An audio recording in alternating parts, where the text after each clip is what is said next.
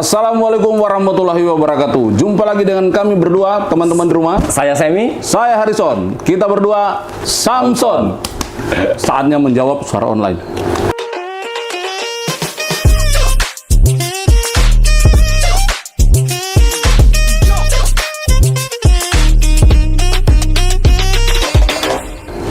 Nah, Sam, ini kan beberapa hari terakhir ini nih ada satu video cukup viral ya. Sayangnya kayaknya nggak bener deh informasinya. Udah nonton? Sudah nonton Bang dan sangat memprihatinkan. Memprihatinkan guys. Karena ini bisa tersesat orang nih kalau percaya video ini. Nah, supaya teman-teman di rumah bisa mengikutinya dan tidak ikut-ikutan tersesat, yuk kita simak satu-satu. Tolong dikomentarin ya. Siap. Bang. Tanah bisa dirampas negara kalau nggak dijadikan sertifikat elektronik. Ini seriusan? Iya beneran, kita emang dipaksa untuk beralih ke sertifikat elektronik dan kita harus menolak ini. Gimana tuh? Tanah dirampas kalau elektronik Bang. Iya. Gimana cara rampasnya? Ini agak menggelitik ya Bang ya. Padahal kan kita dari awal kita sudah mensosialisasikan program sertifikat elektronik ini kan kita sudah menginformasikan bahwa prosesnya panjang, dilakukan validasi, kemudian diterbitkan sertifikat elektronik oleh kantor pertanahan. Itu pun kita sudah umumkan bahwa sertifikat penangguh lama masih tetap berlaku. Tidak akan ditarik oleh pemerintah. Berlaku Bapak Ibu. Apalagi tanahnya ya Bang. Tidak mungkin ujuk-ujuk pemerintah kemudian mengambil alih tanah masyarakat. Bagian perampasan oleh negara itu rasa-rasanya tidak mungkin ya guys, karena pendaftaran tanah itu masuknya dua, satu penguasaan fisik, satu secara yuridis. Jadi yuridis lah itu yang kemudian menjadi elektronik, tapi tanahnya kan tidak pernah menjadi elektronik. Betul. Penguasaan fisiknya masih loh. Jadi gimana cara rampasnya? Hoax. Benar itu hoax. Kenapa ditolak? Bukannya bagus data disimpan secara digital? Justru digital itu tempat yang paling tidak aman. Ada banyak kejadian pemerintah nggak beres ngurusin data digital. Ingat kebocoran data KPU, NPWP, Pusat Data Nasional, paspor. Oke Bang, sebenarnya kalau kita bicara masalah alih media data ya, dari dulu dari analog menjadi elektronik itu kan sebenarnya menguntungkan dua pihak Bang. Yang diuntungkan pertama adalah satu dari pihak pemerintah, kita punya data digital elektronik yang mutakhir. Kemudian dari sisi masyarakat pun juga akan lebih safe lah datanya. Karena apa? Karena memang masyarakat yang mempunyai bidang tanah yang sertifikat udah elektronik ini bisa dapat informasi yang up to date Bang. Misalnya saya Bang, bidang tanah saya udah elektronik, kemudian pada saat Abang mau melakukan blokir, saya akan dapat notification seperti itu. Dan tentunya saya juga bisa pantau Bang sertifikat tanah saya melalui Sentuh Tanahku. Aplikasi ya? Aplikasi. Jadi kalau ada perubahan apa-apa di dalam sertifikat atau data elektronik langsung ternotifikasi? Notifikasi Bang. Ke akun yang bersangkutan? Jadi nggak mungkin dong sesuatu yang diam-diam terjadi? Tidak mungkin. Dan jangan khawatir Bang, sertifikat tanah yang bisa dicek oleh seseorang itu adalah yang memang haknya. Jadi saya hanya bisa mengecek ada otorisasi data, ada otorisasi di situ. Saya tidak bisa ngecek bidang tanahnya Bang Aris sama bidang tanahku. Seperti itu. Ya kalau khawatiran ini sih menurut saya agak berlebihan ya. Buktinya kita aja naruh duit kita di bank manapun kita santai-santai aja. Kita nggak pegang buku tabungannya, kita cuma pegang ATM. Kadang-kadang ATM pun nggak punya, tapi duitnya ada tersimpan di sana. Dan karena ada otorisasi, ada kewenangan masing-masing yang bisa mengecek hanya yang bersangkutan, dan apapun yang terjadi dalam sistem diberikan notifikasi dalam akun Sentuh Tanahku yang bersangkutan. Jadi sekali lagi yang nomor 2 ini juga kayaknya statementnya tidak benar. Tidak benar. Lanjut. Bukannya sertifikat elektronik itu mempermudah akses? Mempermudah akses untuk siapa? Ya untuk kita lah. Kan gampang tinggal cek aplikasi Sentuh Tanahku. Omong kosong. Sertifikat digital itu cuma mempermudah akses untuk mafia tanah. Ini nggak ngerti nih yang ngomong. Jangan-jangan belum pernah download dan pakai aplikasi Sentuh Tanahku juga nih Bang. Ngerti. Ya nggak mungkin lah orang delete sembarangan, nggak mungkin Pak. Itu ada otorisasi yang sudah diatur. Jadi Anda itu di kantor itu kan ada bidang-bidang yang mengurus bagian apapun, dan untuk melakukan sebuah pencatatan itu tidak bisa dalam satu sentral pencatatan. Itu ada mulai dari kapan dia masuk permohonan itu, kapan dia dicatat, mulai berproses, kapan dia selesai. Itu ada tahapannya. Kemudian dalam penyimpanannya pun seperti saya bilang tadi, penyimpanan di elektronik itu kan mencatat seluruh riwayat ya. Jadi kalau ada apa-apa terkait dengan perubahan data atau peralihan, itu pasti akan ternotifikasi. Jadi nggak ada sesuatu yang dengan gampang bisa di-bel. Justru masyarakat dipermudah nih, ya kan? Untuk informasinya. Dan kalau sudah tercatat seperti ini, mana yang lebih ditakutkan? Sertifikat dibawa orang, dirubah-rubah, dibikin aspal, hilang atau terbakar, atau yang ada pangkalan datanya yang bisa dijaga oleh pemerintah juga datanya. Gitu. Jadi mungkin kita perlu sampaikan juga ya Bang, kalau kita sudah konversi dari data sertifikat analog menjadi elektronik ini, kita melakukan pemutakhiran data di pangkalan data kita. Ya. Sehingga data yang ada di pangkalan data kita adalah benar-benar data real pemilikan pemegang hak atas tanah yang terakhir ya Bang, seperti itu. Nah kemudian juga perlu kita informasikan juga bahwa di Sentuh Tanahku ini juga akan menampilkan informasi maupun notifikasi apabila bidang tanah yang sudah kita daftarkan secara elektronik ini akan dilakukan pemeriksaan data Bang. Pemeriksaan Seperti data itu- misalnya ada blokir, ada orang memblokir tanah kita akan dapat notifikasi, kita bisa mengkonfirmasi hal ini ke kantor pertanahan. Ya, ya. Jadi salah banget lah Bang kalau Ini negara dibilang bisa main deret, nggak Tidak bisa. hanya diurusin Tidak satu bisa. orang, Pak. Nggak mungkin satu orang bisa mengerjakan begitu banyak simpul. Betul. Lagian apa urusannya negara itu harus merampas-rampas tanah rakyat? Justru negara dengan reforma agraria membagi tanah buat Betul. masyarakat. Untuk kesejahteraan masyarakat. Untuk kesejahteraan masyarakat, guys. Kita mensertifikatkan 120 juta bidang se-Indonesia ini. Untuk siapa? Untuk rakyat. Kita taruh ke pangkalan data elektronik. Memudahkan dong. Ini aduh, sesat pikir, sesat jalan, setiap ngomong udah. Betul juga ya, sekarang kan sertifikat cuma selembar. Kalau sistemnya error dan datanya dihapus, Kita nggak punya bukti kuat bahwa tanah itu milik kita. pemerintah lebih gampang menggusur kita. Mereka paling cuma bilang, Sorry ye, kamu nggak punya data.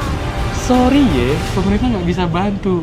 Gimana mungkin sertifikat itu masih ada fisiknya kan sebenarnya? Masih Satu ada, lembar, masih ada. Kertasnya kertas Security paper. Security paper gimana tuh maksudnya? Jadi security paper itu walaupun kertasnya satu lembar Bang, di situ kita menerapkan beberapa pengamanan yang hanya kita internal BPN yang tahu. Jadi kita juga itu kerjasama dengan pencetak yang memang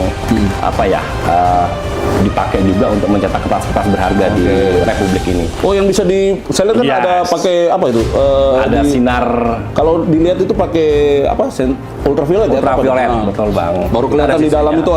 itu Ya. ada kodenya. Kemudian Ya? gini Bang, satu lagi mungkin, walaupun kalau yang zaman dahulu yang sertifikat belangko itu kan berlembar-lembar nih.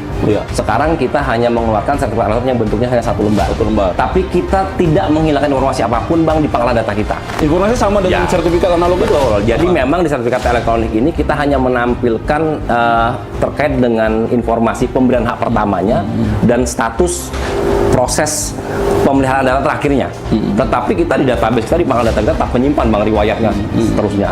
Hal ini dimaksudkan supaya kita untuk mengamankan informasi yang Lagi pula kan meskipun sudah jadi sertifikat elektronik itu seluruh dokumen masih tersimpan sebagai warka kan? masih sebagai warka. Bahkan kalau sertifikat analognya itu sudah diserahkan ke negara, ketika dia ingin menerima sertifikat elektronik, si sertifikat itu tersimpan juga kan? Sudah disimpan, kita Tersimpan sebagai juga warka. sebagai warka juga. Dan kita udah digitalisasi. Dokumen negara sudah didigitalisasi, jadi aman dan tidak perlu dikhawatirkan.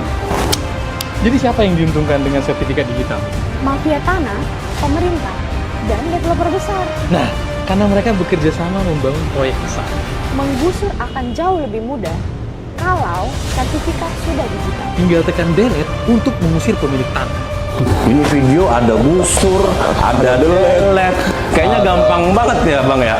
Pak, negara tuh kalau mau bikin proyek itu namanya pengadaan tanah. Pengadaan tanah. Tanahnya dibeli oleh negara, dibayar mahal. Tanya itu yang punya tol, tanya itu yang punya tanah-tanah yang kemudian jadi bendungan dan lain sebagainya. Aduh, jahat banget sih ini. Jadi walaupun memang apa ya Bang, tanah ini kan dikelola negara, negara juga tidak sekonyong-konyong terus menindas rakyat, tidak akan mas seperti itulah.